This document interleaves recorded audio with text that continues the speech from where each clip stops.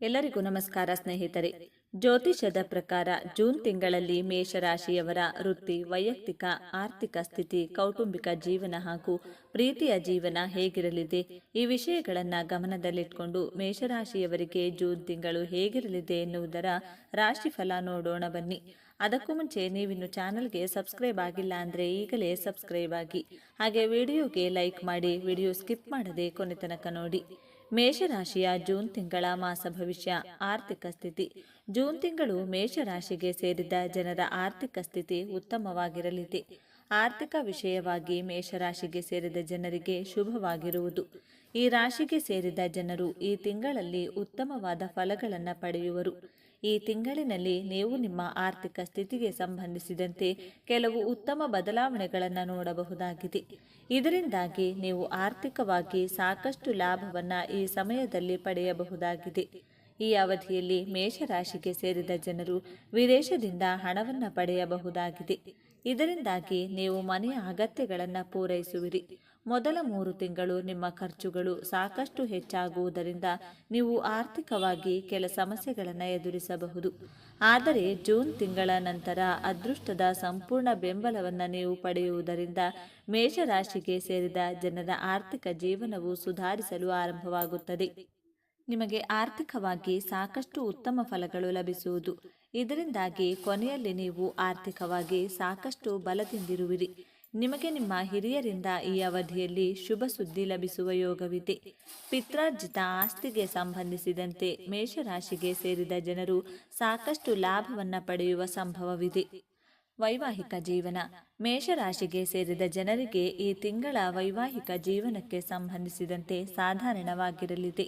ನೀವು ವೈವಾಹಿಕ ಜೀವನದಲ್ಲಿ ಏರಿಳಿತಗಳನ್ನು ಎದುರಿಸಬೇಕಾಗುತ್ತದೆ. ನೀವು ಸಣ್ಣ ಸಣ್ಣ ವಿಷಯಗಳನ್ನು ಸಾಕಷ್ಟು ಗಂಭೀರವಾಗಿ ತೆಗೆದುಕೊಳ್ಳಬಹುದು. ಇದರಿಂದಾಗಿ ಅನಗತ್ಯವಾಗಿ ವಾದ ವಿವಾದಗಳು ಉಂಟಾಗುವ ಸಾಧ್ಯತೆ ಇದೆ. ಮೊದಲ 3 ತಿಂಗಳಿನಲ್ಲಿ ನಿಮ್ಮ ಒತ್ತಡ ಹೆಚ್ಚಾಗುವ ಸಾಧ್ಯತೆ ಇದೆ. ಹಾಗಾಗಿ ಈ ಅವಧಿಯಲ್ಲಿ ನೀವು ನಿಮ್ಮ ಸಂಗಾತಿಯೊಂದಿಗೆ ವಾದ ವಿವಾದ ಮಾಡದೇ ಇರುವುದು ಉತ್ತಮ.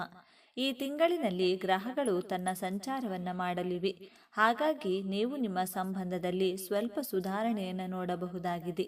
ಈ ಸಮಯದಲ್ಲಿ ನಿಮ್ಮ ವೈವಾಹಿಕ ಜೀವನವು ಸಂತೋಷದಿಂದ ಕೂಡಿರಲಿದೆ. ಆಗಸ್ಟ್ ತಿಂಗಳು ನಿಮ್ಮ ವೈವಾಹಿಕ ಜೀವನದ ಪ್ರತಿಯೊಂದು ವಿಷಯಕ್ಕೂ ಉತ್ತಮವಾಗಿರುವುದು. ನೀವು ನಿಮ್ಮ ಸಂಗಾತಿ ಪರಸ್ಪರ ಹೆಚ್ಚು ಆಕರ್ಷಣೆಯನ್ನು ಹೊಂದುವಿರಿ. ಸೆಪ್ಟೆಂಬರ್ ತಿಂಗಳ ನಂತರ ನಿಮ್ಮ ಸಂಗಾತಿಯ ಬೆಂಬಲದೊಂದಿಗೆ ನೀವು ಎಲ್ಲ ರೀತಿಯ ಸಮಸ್ಯೆಗಳಿಗೆ ಪರಿಹಾರವನ್ನು ಕಂಡುಕೊಳ್ಳುವಿರಿ.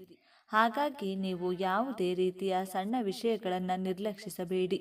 ಇದರಿಂದ ನಿಮ್ಮ ಸಂಗಾತಿಯೊಡನೆ ಜಗಳವಾಗುವ ಸಾಧ್ಯತೆ ಇದೆ. ನಿಮ್ಮ ಜಾತಕದ ವಿವಾಹದ ಮನೆಯಲ್ಲಿ ಸಾಕಷ್ಟು ಗ್ರಹಗಳ ಪ್ರಭಾವವನ್ನು ನೋಡಬಹುದು.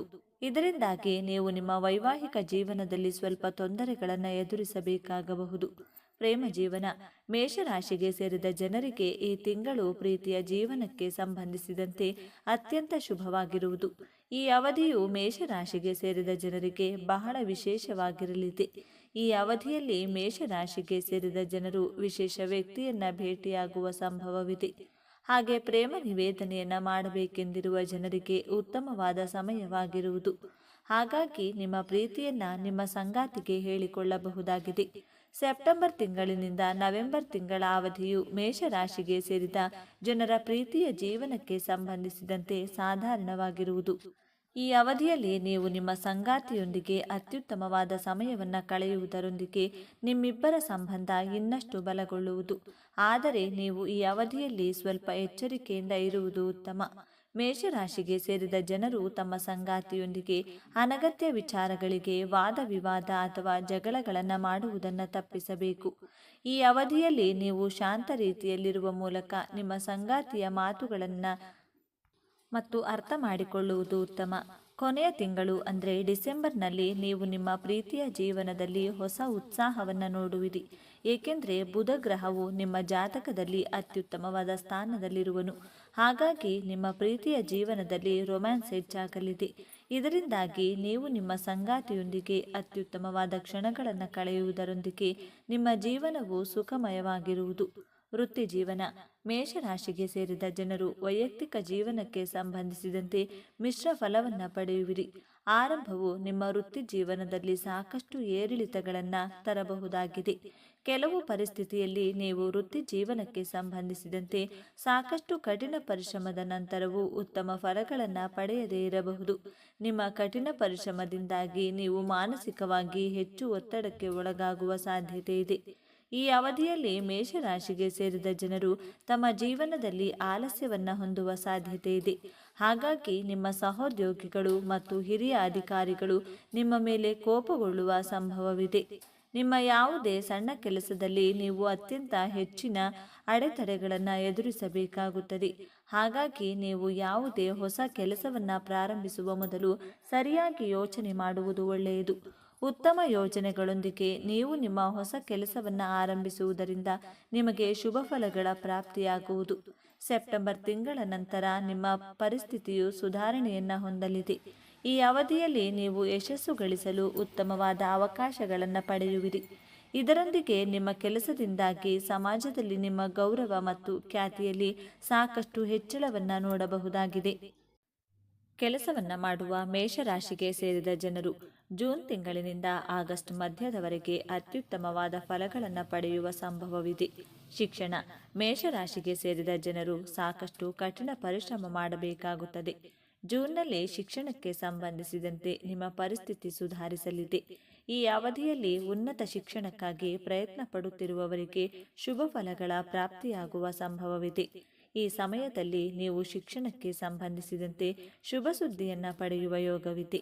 ಈ ಅವಧಿಯಲ್ಲಿ ನೀವು ಉತ್ತಮ ಶೈಕ್ಷಣಿಕ ಸಂಸ್ಥೆಗೆ ಪ್ರವೇಶವನ್ನು ಪಡೆಯಬೇಕೆಂದಿದ್ರೆ ಅಥವಾ ಯಾವುದಾದರೂ ಸ್ಪರ್ಧಾತ್ಮಕ ಪರೀಕ್ಷೆಗಳಿಗೆ ತಯಾರಿ ನಡೆಸುತ್ತಿದ್ದರೆ ನಿಮಗೆ ಯಶಸ್ಸು ದೊರಕುವ ಸಂಭವ ಹೆಚ್ಚಾಗಿದೆ.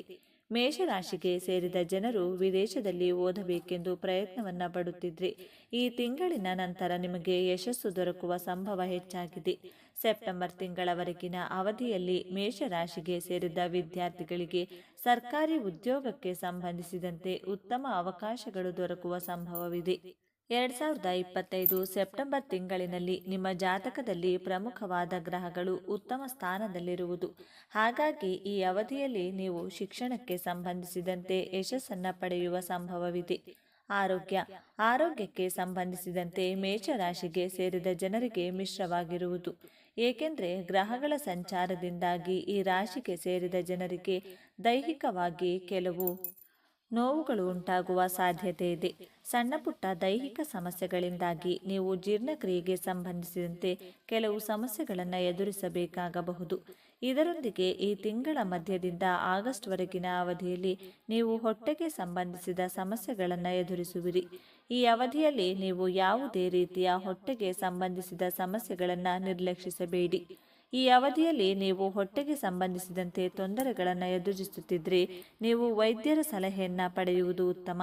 ಈ ಸಮಯದಲ್ಲಿ ನಿಮ್ಮ ಆಹಾರದ ಬಗ್ಗೆ ಕಾಳಜಿಯನ್ನು ವಹಿಸಿ ಸಾಕಷ್ಟು ಪೌಷ್ಟಿಕವಾದ ಆಹಾರವನ್ನು ತಿನ್ನಲು ಪ್ರಯತ್ನಿಸಿ ಮತ್ತು ನಿಮ್ಮ ಆರೋಗ್ಯವನ್ನು ಉತ್ತಮವಾಗಿರಿಸಿಕೊಳ್ಳಲು ನೀವು ಜಿಮ್ಗೆ ಸೇರಬಹುದು. ನಿಮ್ಮ ತಂದೆಯ ಆರೋಗ್ಯದ ದೃಷ್ಟಿಯಿಂದ ಉತ್ತಮವಾಗಿರಲಿದೆ. ಈ ಅವಧಿಯಲ್ಲಿ ನಿಮ್ಮ ತಂದೆಯ ಆರೋಗ್ಯ ಸುಧಾರಿಸುವುದು. ನೀವು ನಿಮ್ಮ ಆರೋಗ್ಯದಲ್ಲಿ ಮೊದಲಿಗಿಂತ ಸಾಕಷ್ಟು ಸುಧಾರಣೆಯನ್ನು ಗಮನಿಸುವಿರಿ. ವಿಶೇಷವಾಗಿ ನಿಮ್ಮ ಪ್ರೀತಿ ಪಾತ್ರರ ಆರೋಗ್ಯಕ್ಕೆ ಸಂಬಂಧಿಸಿದಂತೆ ನೀವು ಸಾಕಷ್ಟು ಕಾಳಜಿಯನ್ನು ವಹಿಸುವುದು ಉತ್ತಮ. ಪರಿಹಾರಗಳು: ದೇವಾಲಯಗಳಿಗೆ ಭೇಟಿ ನೀಡುವುದು ನಿಮ್ಮ ವೃತ್ತಿ ಜೀವನ ಮತ್ತು ವೈಯಕ್ತಿಕ ಜೀವನಕ್ಕೆ ಅದೃಷ್ಟವನ್ನು ತರುತ್ತದೆ. ನೀವು ಯಾವುದೇ ಅಡೆತಡೆಗಳನ್ನು ಗಮನಿಸಿದಾಗ ನಿಮ್ಮ ಹತ್ತಿರದ ದೇವಾಲಯಗಳಿಗೆ ಭೇಟಿ ನೀಡಲು ಪ್ರಯತ್ನಿಸಿ ಮತ್ತು ನಿಮ್ಮ ಸಾಮರ್ಥ್ಯಕ್ಕೆ ಅನುಗುಣವಾಗಿ ದಾನ ಮಾಡಿ. ಇತರರಿಗೆ ಸಹಾಯ ಮಾಡುವುದು ಅದೃಷ್ಟವನ್ನು ತರುತ್ತದೆ ಮತ್ತು ದೀರ್ಘಾವಧಿಯಲ್ಲಿ ನಿಮ್ಮನ್ನು ತೊಂದರೆಗಳಿಂದ ದೂರವಿರಿಸುತ್ತದೆ ಎಂಬುದನ್ನು ಯಾವಾಗಲೂ ನೆನಪಿಡಿ. ನಿಯಮಿತವಾಗಿ ವ್ಯಾಯಾಮ ಮಾಡುವ ಮೂಲಕ ನಿಮ್ಮ ಆರೋಗ್ಯದ ಬಗ್ಗೆ ಗಮನ ಹರಿಸುವುದು ಒಳ್ಳೆಯದು. ದಕ್ಷಿಣಾಮೂರ್ತಿ ಅಥವಾ ದತ್ತಾತ್ರೇಯನನ್ನು ಪೂಜಿಸಿ, ಶ್ರೀ ರುದ್ರಂ ಪಠಿಸಿ, ಗುರು ಸ್ತೋತ್ರವನ್ನು ಪಠಿಸಿ ಮತ್ತು ಗುರುವಾರ ಉಪವಾಸವನ್ನು ಆಚರಿಸಿ. ಸ್ನೇಹಿತರೆ, ಈ ಮಾಹಿತಿ ನಿಮಗೆ ಇಷ್ಟವಾಗಿದ್ದಲ್ಲಿ ದಯವಿಟ್ಟು ಶೇರ್ ಮಾಡಿ, ಲೈಕ್ ಮಾಡಿ ಮತ್ತು ನಮ್ಮ ಚಾನಲ್ಗೆ ಸಬ್ಸ್ಕ್ರೈಬ್ ಆಗಿ. ಓಂ ಶ್ರೀ ಶನೇಶ್ವರ ನಮಃ ಅಂತ ಕಮೆಂಟ್ ಮಾಡಿ. ಧನ್ಯವಾದಗಳು.